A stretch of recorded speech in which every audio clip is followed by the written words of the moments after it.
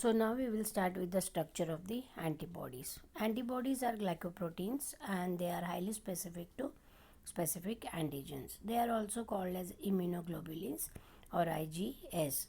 Now they are produced in response to the antigenic stimulation. Antibodies are produced by the plasma cells and which in turn they are formed by the B lymphocytes. The mature plasma cells produce antibodies at an extremely rapid rate. About 2000 molecules of antibodies per seconds are produced. अँटीबॉडीजचं structure आता आपण बघणार आहोत. Antibodies हे glycoproteins आहेत जे highly specific आहेत specific अँटीजनसाठी. त्यांना इम्युनोग्लोब्युलिन्स किंवा IgS म्हटलं जातं आणि ते एक अँटीजेनिक स्टिम्युलेशनच्या रिस्पॉन्समध्ये प्रोड्यूस केले जातात. अँटीबॉडीज हे प्लाझ्मा सेल्सनी प्रोड्यूस केले जातात आणि प्लाझ्मा सेल्स काय बी लिम्फोसाइट्सनी प्रोड्यूस केले जातात. हे आपण मागच्या लेक्चरला पाहिलं होतं. जे मॅच्युअर प्लाझ्मा सेल्स आहेत ते प्रोड्यूस करतात अँटीबॉडी आणि हे जे अँटीबॉडी प्रोडक्शन रेट जो आहे तो अगदी रॅपिड आहे, खूप फास्ट आहे. जवळजवळ एका सेकंडामध्ये 2000 मॉलिक्युल्स अँटीबॉडीजचे प्रोड्यूस केले जातात. आता आपण बघूया structure of the antibody. Okay, now antibody is a Y-shaped molecule and each antibody molecule it is made up of 4 polypeptide chains. There are 2 heavy chains or H chains and 2 light or L chains. Okay, now these 4 polypeptide chains they are held together by a disulfide bond to form a Y-shaped structure. The region holding together the arms and the stem of the body is called as an hinge. Okay, so upper one is the arm and the downward is the stem. Okay, each chain of the antibody it will include 2 distinct region, the variable region and the constant region. Variable region will constitute the antigen binding site, that is the paratope, and this part of the antibody will recognize and bind to the specific antigen to form an antigen antibody complex.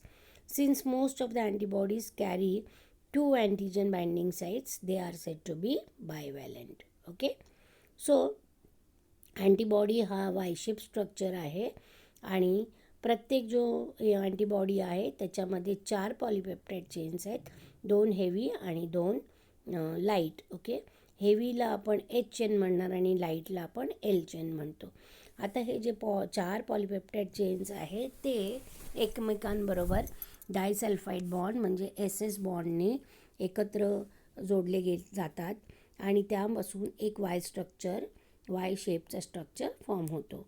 आता ज्या रिजनमध्ये एक arm आणि एक stem असेल त्या ज्या region जिथे होल्ड करतो ओके त्यामधल्या जॉईनिंगला आपण म्हणतो हिंज. आता ही जी अँटीबॉडीची जी चेन आहे त्याच्यामध्ये 2 भाग असतात आणि हे ठळक भाग एक आहे त्याच्यातला व्हेरिएबल रिजन आणि दुसरा रिजन जो आहे तो कॉन्स्टंट रिजन. व्हेरिएबल जो रिजन आहे तिथे अँटीजन बाइंडिंग साईट असतो किंवा त्याला पॅराटोप म्हणतो आणि हा जो पार्ट आहे अँटीबॉडीचा तो एक स्पेसिफिक अँटीजनला ओळखणार आणि तिथे तो बाइंड होणार. अँटीजन तिथे त्या अँटीबॉडीच्या पार्टला व्हेरिएबल रिजनवर बाइंड होणार आणि त्यापासून एक अँटीजन अँटीबॉडी कॉम्प्लेक्स तयार होईल. आता जवळजवळ सगळ्याच अँटीबॉडीजला 2 अँटीजन बाइंडिंग साईट्स असतं, एक एका बाजूला दुसरं एका बाजूला आणि म्हणून आपण त्यांना काय म्हणतो बायव्हॅलेंट. बघा आपण स्ट्रक्चर बघूया, फिगर बघा जो ब्राऊन कलरमध्ये एक दाखवला आहे आणि त्यातला ब्राऊन कलरच्या याला अजून एक येलो कलरचा आहे जो खाली आहे येतो परत. ओके, आणि इकडे दुसरा जो भाग आहे म्हणजे 1 2 3 4 असे हे भाग आहेत. ओके, सो इथे जो ब्राऊन कलरचा भाग आहे तिथे बघा असं कीसारखं किंवा आपल्या कीला जसे हिंजेस असतात किंवा भाग असतात तसे इथे भाग आहेत आणि ते आहे जिथे आपण NN लिहिलेलं आहे म्हणजे नायट्रोजन तिथे असणार आहे. सो याला म्हणतो या साईटला म्हणतो आपण अँटीजन बाइंडिंग साईट आणि ही जी आहे ती हेवी चेन आहे. ओके, म्हणजे ब्राऊन आणि खाली जो आहे येल्लो ती हेवी चेन आहे आणि तिच्या ऑपोजिट तिच्या बाजूलाच असते लाईट चेन.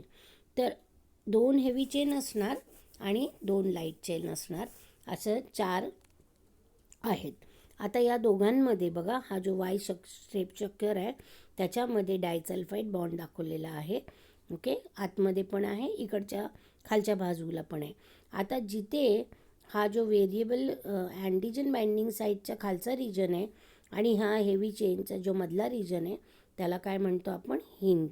ओके, आता व्हेरिएबल रिजन एक असेल, हेवी चेनचा एक व्हेरिएबल रिजन असेल जो ब्राऊन कलरनी दाखवला आहे आणि जो ग्रीनिश ब्लूनी दाखवलेला आहे तो आहे light चेनमधला variable region.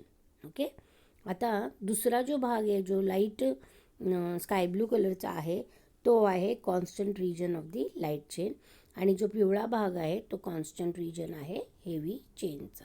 Okay, so बघा, इकडे एक अँटीजन बाइंडिंग साईट आहे, या बाजूला एक अँटीजन बाइंडिंग साईट आहे आणि म्हणून याला काय म्हणणार आपण, bivalent. Okay, now you have to collect the information about the IgG, IgA, IgM, IgD and IgE antibodies from the internet, and then you have to prepare a chart of that. Okay, now we will see the formation of the antigen antibody complex. Now the study of the antigen antibody interaction, it is called as serology. Each antibody is specific for a particular antigen. The combining site of the antigen, it is called as antigenic determinant, or it is also called as epitope. Now this will react with the corresponding antigen binding site of the antibody, which is called as the paratope. Okay, now the antigen binding site, that is the paratope, are located on the variable region of the antibody, and small variations in this variable region make each antibody highly specific for a particular antigen. The variable region will enable or help the antibody to recognize the specific antigen, and it will bind to the specific antigen in a lock and key manner, and it will form an antigen antibody complex. Okay, म्हणजेच आपण आता antigen antibody complex कसं तयार होतो ते बघूया. Antigen antibody इंटरॅक्शनचा जो अभ्यास आहे त्याला आपण सिरोलॉजी म्हणतो. प्रत्येक अँटीबॉडी ही एका पर्टिक्युलर अँटीजनला स्पेसिफिक असणार आहे. जो कंबायनिंग साईट आहे अँटीजनचा त्याला आपण अँटीजेनिक डिटर्मिनंट किंवा एपिटोप म्हणतो, आणि हा जो एपिटोप आहे तो करस्पॉन्डिंग जो अँटीजन बाइंडिंग साईट आहे त्या अँटीबॉडीचा त्याला आपण पॅराटोप म्हणतो. आता अँटीजन बाइंडिंग साईट म्हणजे पॅराटोप हे अँटीबॉडीच्या व्हेरिएबल रिजनवर असणार आहे, आणि प्रत्येक व्हेरिएबल रिजनमध्ये प्रत्येक अँटीबॉडीमध्ये एक स्लाईट व्हेरिएशन किंवा डिफरन्स असेल, आणि त्यामुळे तो प्रत्येक पर्टिक्युलर अँटीजनला हायली स्पेसिफिक असेल. जो व्हेरिएबल रिजन आहे तो अँटीबॉडीला स्पेसिफिक अँटीजनला रेकग्नाइज करण्यासाठी मदत करेल, आणि मग तो स्पेसिफिक अँटीजनला तो बाइंड होईल, आणि हे जे बाइंडिंग आहे ते लॉक आणि कीच्या मॅनरमध्ये असेल, आणि त्यापासून एक अँटीजन अँटीबॉडी कॉम्प्लेक्स तयार होईल. Okay, now we will see the antigens on the blood cells. There are many known antigens on the surface of the human RBCs, and these antigens give rise to different blood groups. Genetically, there are many determined blood groups like the ABO blood group, RH blood group, Duffy, Kidd, Lewis, P, then MNS, Bombay blood group, etc. Now we will mostly see the ABO blood group. आता अँटीजन्स on the blood cells आपण बघूया. आता खूप सारे अँटीजन्स ह्युमनच्या RBCsच्या सरफेसवर असतात, आणि त्यामुळे वेगवेगळे ब्लड ग्रुप्स निर्माण होतात. आता खूप सारे genetically determined blood group systems आहेत, जसं एक आहे ABO, RH, Duffy, Kidd, Lewis, P, MNS, Bombay blood group, पण त्यातला जो AB ब्लड ग्रुप आहे तो आपण शिकणार आहोत. नाव the blood groups A, B and O blood groups, they were discovered by Carl Landsteiner in 1900.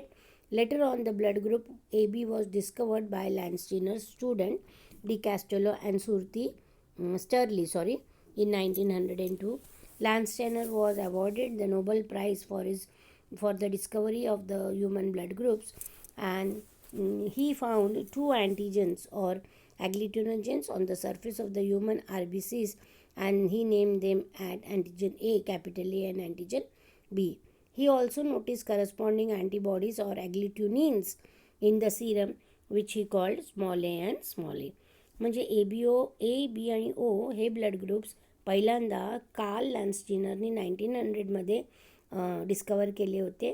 त्यानंतर ए बी नावाचा ब्लड ग्रुप तर लॅन्स्टिनरचे जे स्टुडंट होते डी कॅस्ट्रेलो आणि स्टर्ली यांनी 1902 म्हणजे 2 वर्षानंतर शोधून काढले. आणि या ह्युमन ब्लड ग्रुप्सच्या डिस्कवरीसाठी लॅन्स्टिनरला नोबेल पारितोषिक दिलं गेलं. त्यांनी हे बघितलं की ह्युमन RBCsच्या सरफेसवर 2 अँटीजन्स किंवा त्यांना ॲग्लिट्युनोजेन्स म्हणतो ते असतात, आणि त्यांनी त्याचं नाव दिलं अँटीजन कॅपिटल ए आणि capital B.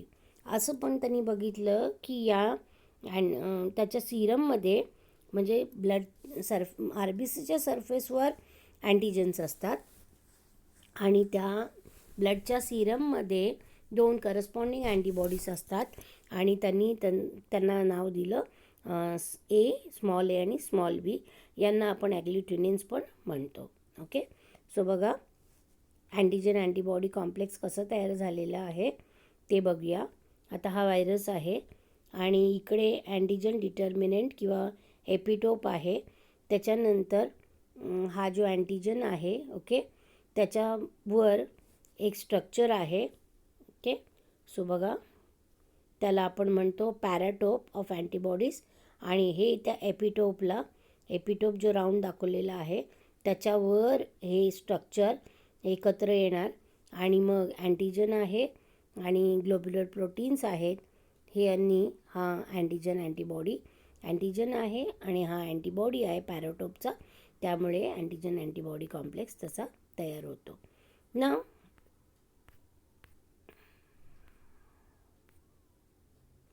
ABO blood system they are, आपण इथेच थांबूया. ओके.